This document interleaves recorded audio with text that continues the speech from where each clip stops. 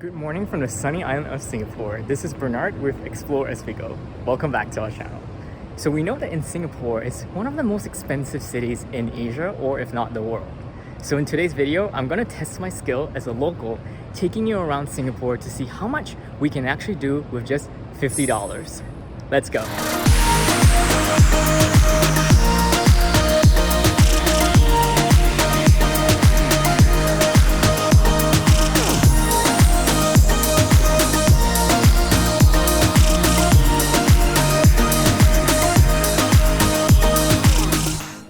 Before we start our tour around the city, let's get you set up on a few things when you first arrive at the airport. The very first thing is download the Trace Together app, which is a contact tracing app which tracks your whereabouts when visiting the city. It's really important because when you pass immigration down here, they will check your vaccination status and verify it. And once verified, this will show on your Trace Together app. You need this app to enter malls, shops, or even dining in by showing your vaccination status.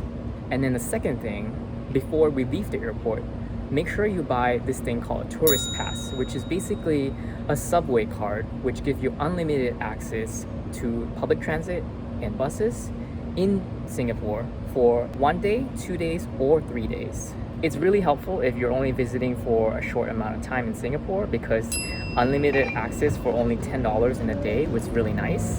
And if you buy for 2 days, it'll be $16. 3 days will be $25. Just take note that there will be a $10 deposit that you have to put into the cart. It's totally refundable once you complete it and return the cart at the ticket station. So you can get this cart at the ticket station before you board the train at Changi Airport. After having all these two stuff set up, let's start our very first stop in the tour.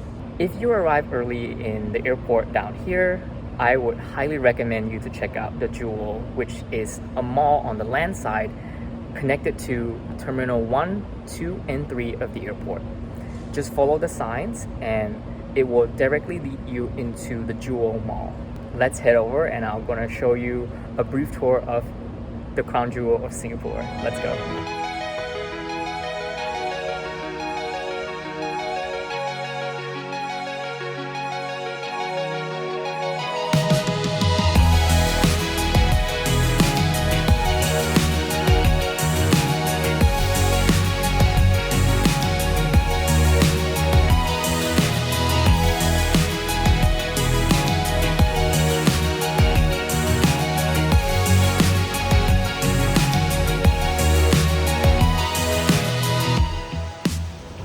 It's so crazy because even though I've been here so many times with Weedy, but every time I'm back at the Jewel, I'm just in awe with like the way it's so futuristic and the garden's so beautiful, and it's just so surreal, like looking at particularly a massive indoor garden with malls, shops, restaurants surrounding this gigantic vortex fountain.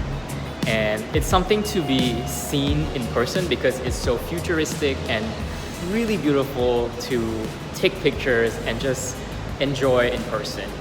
So now we're done with that. We're heading out of the airport and we're heading into the downtown area of the iconic Marina Bayfront. Let's go. Before I go, I just have to mask on because it's still the law in Singapore to make sure that you have face covering when you're in a public place.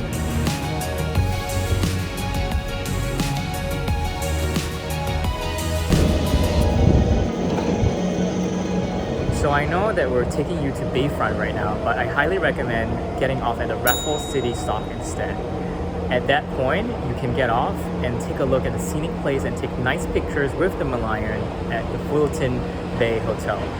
Instead of going to the expo to make a change to Bayfront, you should get off at Tanah Merah and make a change into Raffles City into the city. So right now we're in the Central Business District, which is Financial District of Singapore. It's dead now because it's a Sunday, and it's really nice because down here is really central to all the iconic touristy spots as well as restaurants, bars, museums, and everything else. So I'm walking through this place called Change Alley, heading towards the pier, and it's incidentally also where the Marina Bay Sand Bayfront is. Now this is what I'm talking about because if you're standing afar and looking at the Marina Bay Sands and the Bayfront area, it's really scenic and beautiful as compared to taking pictures right in front of the building. You're so close to it, you can't really see it. So this is actually one of the most scenic spots to take pictures of the iconic landscape of Singapore, and it's open to public, completely free. And obviously, if you can afford staying at the Fullerton Bay Hotel, which is also $500-600 a night, then obviously you get the best view from your room. But if you want to get free stuff like me, this is as good and free as it can get. One fun fact about this Fullerton Bay Hotel is that previously it's called Clifford Pier, and it used to be a hawker center area where you can dine by the bay, and this is where probably the most busy part of Singapore is, which is the Bayfront, which is the Marina Bay, and a lot of the boats are all parked here doing commerce, doing a lot of like exchange, a lot of business, and basically the most busy port in Singapore because it used to be a shipping port, and all the ships would be parked here, and the water used to be really disgusting. But over the years, the government cleaned up, and it's very clean, very beautiful right now with the stunning Marina Bay Sands right behind me. It's very iconic now. Like whenever you think of Singapore, this thing pops up, and there's that iconic infinity pool right above it. So this whole stretch along Fullerton Bay, from the Fullerton Bay Hotel along this mall, which is a One Fullerton building, this whole stretch here is really nice to walk all the way to the Esplanade, which is that spiky thing right behind here. This place is usually really packed, but because of COVID, there's not really a lot of tourists right here. But if you're visiting here on a regular basis, this place is all packed with tourists taking pictures of this right here and the Merlion, which I'm walking towards too. So let's head towards that way.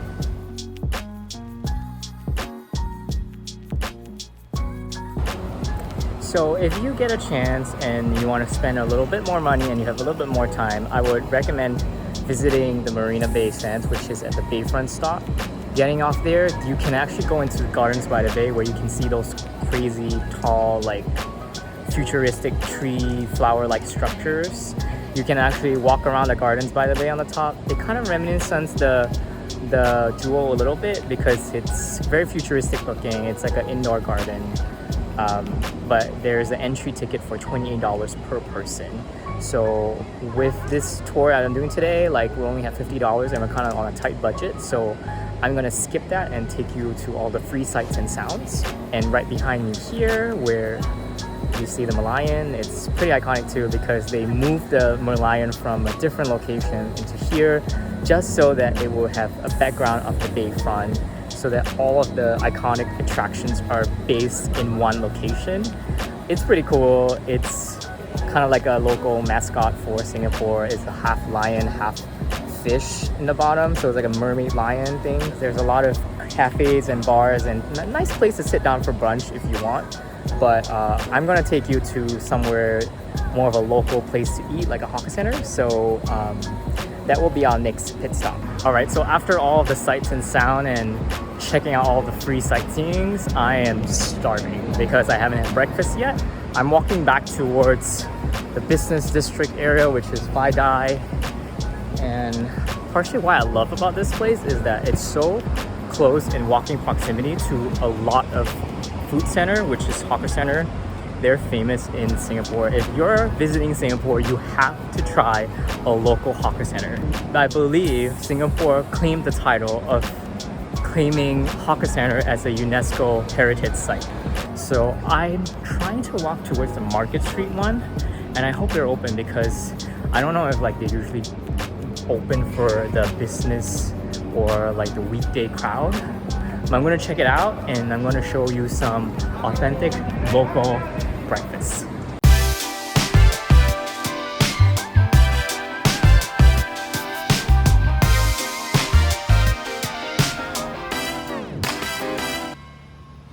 As I guessed it, the hawker center is pretty much closed because it's a Sunday, and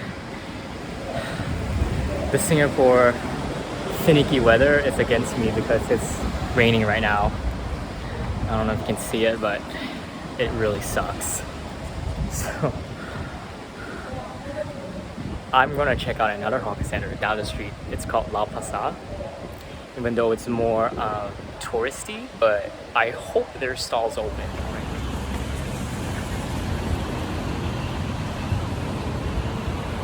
Yeah, this rain is really a downer because it was all clear skies and really beautiful sun, and then suddenly it's like pouring like crazy.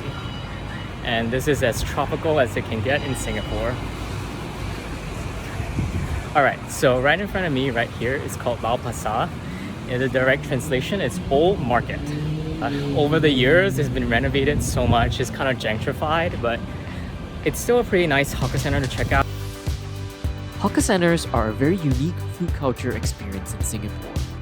It is basically a sheltered complex offering communal seatings with many different street food vendors selling various cuisines at affordable prices. Which is why they're often so popular with the locals. And also the perfect opportunity to sample all the best local food under one roof.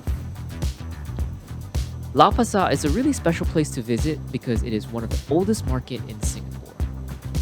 With Victorian architectures that continues to preserve its distinctive octagonal shape and ornamental columns. Alright, I just sat down and I just paid $2.90 for this entire breakfast set. And this is as authentic and local as it can get. This is what we call a kaya toast set. So basically I got a set of toast with butter and kaya, which is like a local jam. And then I got 2 soft-boiled eggs and a hot tea or coffee. It's like a local version of a bacon, ham and eggs bagel sandwich in New York. So I'm gonna start cracking my eggs.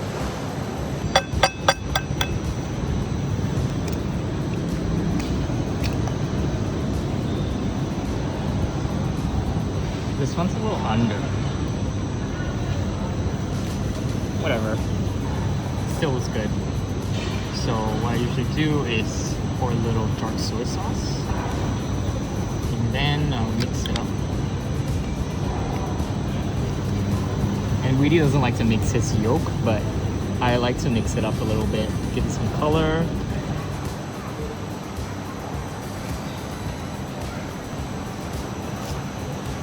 It's really nice because the eggs are like salty and proteiny, and this is like carby and sweet.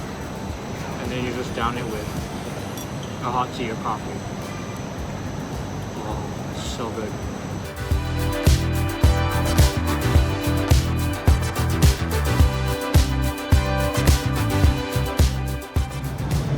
So I just had my breakfast and I'm full now. I'm ready to keep going.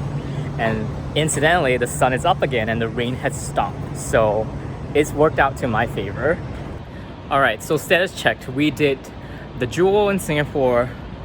We went to see the Bayfront area, which is pretty iconic. And now we just had breakfast at Lau Pa Sat. And now we're heading towards Raffles Place. We're jumping on the train station into City Hall and we're going to visit some museums. So let's go.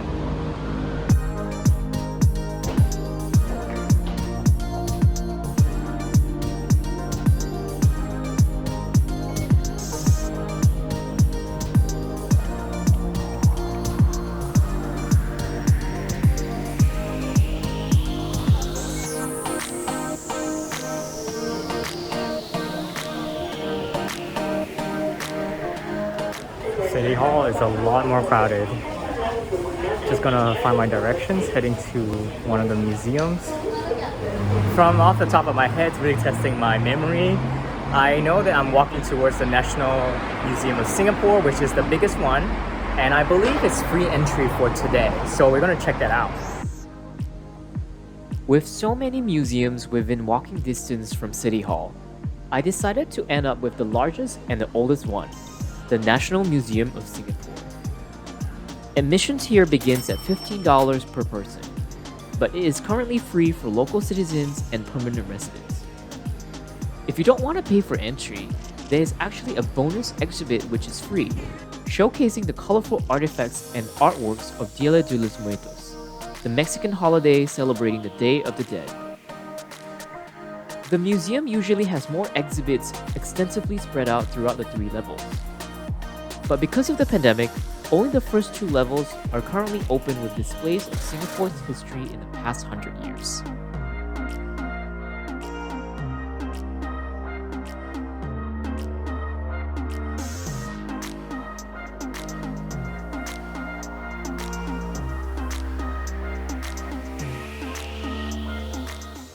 So Chijmes is actually a historical convent and a school, a 19th century Gothic building. And for some reason, they just refurbished the whole building into a event space. There are a lot of restaurants, bars, and it's a very hip area to be around, and a lot of eateries to check out down here, which is why we're here in the next stop to just explore a little bit. And also it's pretty cool because this place was featured in the Crazy Rich Asian movie where the wedding took place, and it's a nice place to check out. And there are a lot going on today. I think there's an event going on, there's a wedding going on if I'm not wrong. It's also a nice pit stop to come take a rest and grab some coffee, or our case here, we're gonna grab some lunch. And let me see if I can take you into the church space, the cathedral, and get some little snippets preview for you to see if you can see how it looks like inside.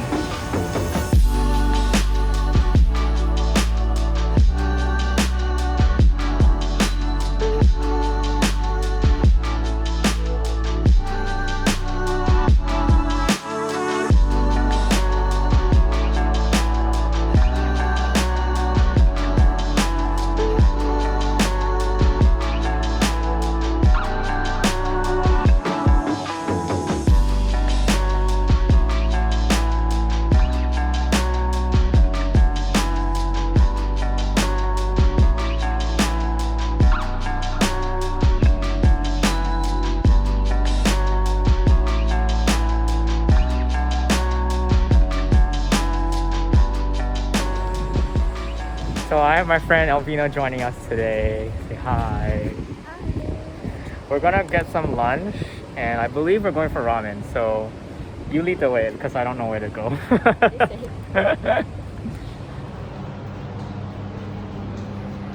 Okay, so we're gonna do ramen today, and we're gonna splurge for lunch a little bit and do a $13 ramen. Let's go. I want a tonkatsu. So this is my first time having ramen where they serve the egg whole. So you have to peel your own egg. And apparently in Japan they do this too, so you have to like kind of self-service.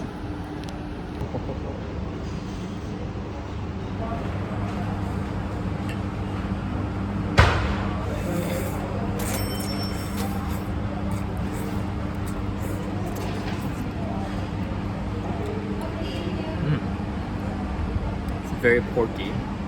Noodles are really good though. Nice and hard, like I like it. How's your noodles? Good. Alright, now lunch is done. We're heading to our next stop, which is Katong. It's a really cool neighborhood, a lot of shop houses, a lot of heritage, colorful buildings, and a lot of nice cafes and restaurants. So let's go to Katong taking a bus. So we're jumping at bus number 16 from the Raffles Hotel. Since we have unlimited pass anyway, so might as well just jump on the bus and take the scenic route. The Katong Chiat area is one of Singapore's most iconic and storied neighborhoods. After being gazetted for conservation, rows of heritage-rich and colorful Peranakan-style shop houses with ornate paintings and patterned tiles on the walls are now home to many cafes, eateries, and bars. A big contrast from tall skyscrapers and busy shopping centers, which Singapore is usually known for, makes this a perfect quaintly character place to visit in the mid-afternoon. Since we already had lunch, instead of going for coffee, I thought it would be cool to take you to my friend's ice cream shop in the area for some mid-afternoon snack. Alright, I finally made it.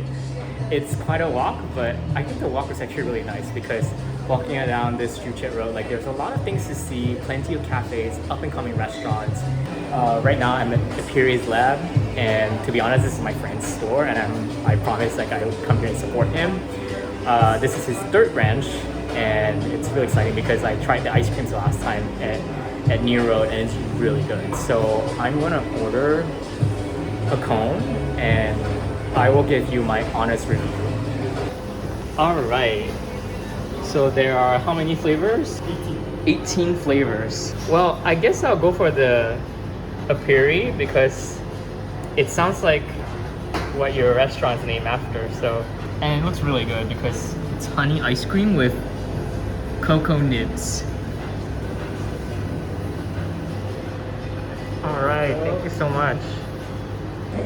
Alright, I'm gonna take a bite. It's really good. So everything is made in-house, and you can taste it because the ingredients are amazing.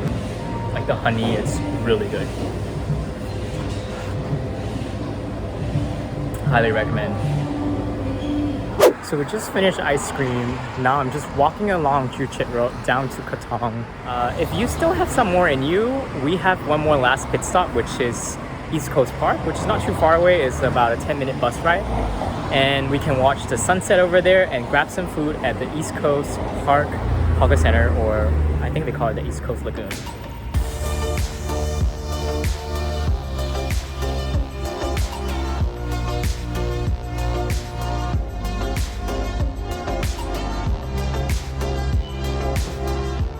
So I got off the bus, and the East Coast Park, which is our last stop, is not exactly the most accessible for public transit. I literally have to go through an underpass, over a bridge, and finally I'm gonna walk way towards the beach and to our place for dinner, which are going to the East Coast Village Lagoon. It's a hawker center with a lot of local authentic hawker food, which I would like to have dinner with and introduce you to the last stop. And it will be a nice place to also kind of catch the sunset and enjoy some dinner and the sea breeze. Super excited. We're gonna head to East Coast Park.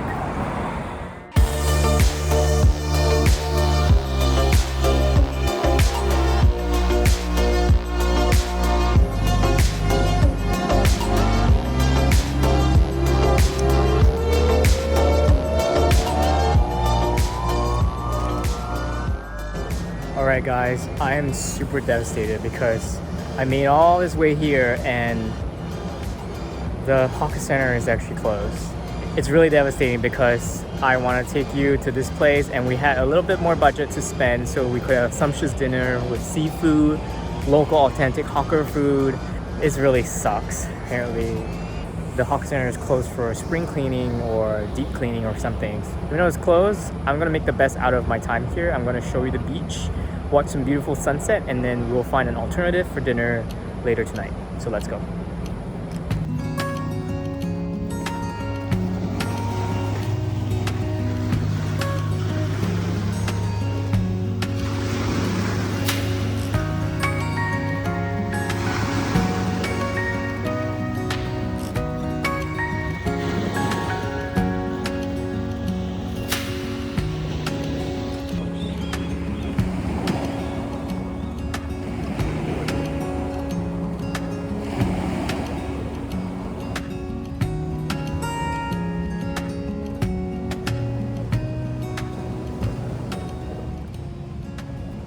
So the reason why I picked East Coast Park is because this is one of my favorite beaches in Singapore.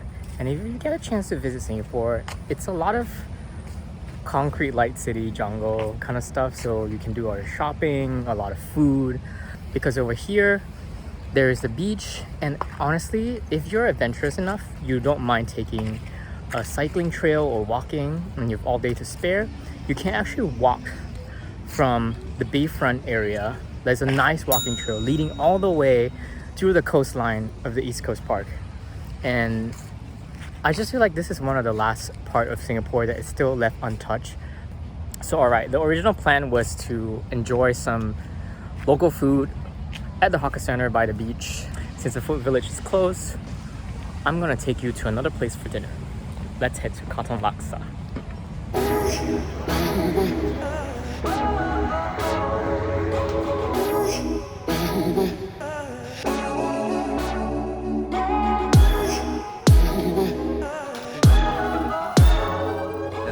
Alright, so I don't know why I keep patronizing this place, but this laksa is the bomb. It's really flavorful and spicy.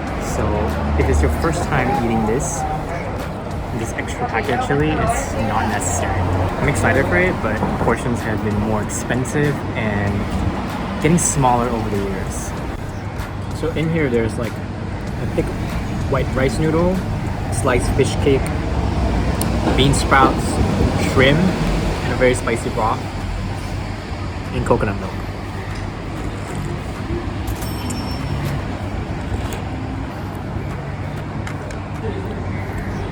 Still very punchy. So, it's been a long day, and I hope you've enjoyed traveling and eating with me all around Singapore today. It's been really fun, but I did the math and I went above by $2.50, which isn't really the end of the world because due to unforeseen circumstances, I wasn't expecting to pay to enter the museum for $15, and as you can see, there were some places that weren't open that I wanted to take you, so we had to eat at other places. Yeah, I guess we did really a lot for around $50 in Singapore today, and I had fun. I hope you do too. And if you enjoy videos like these, make sure you leave a comment down below and let us know what you think. So in future, when we travel to other cities, we can do similar videos like these, showing what you can eat, see, and do for under $50. Stay tuned for our next video on the St. Regis in Singapore.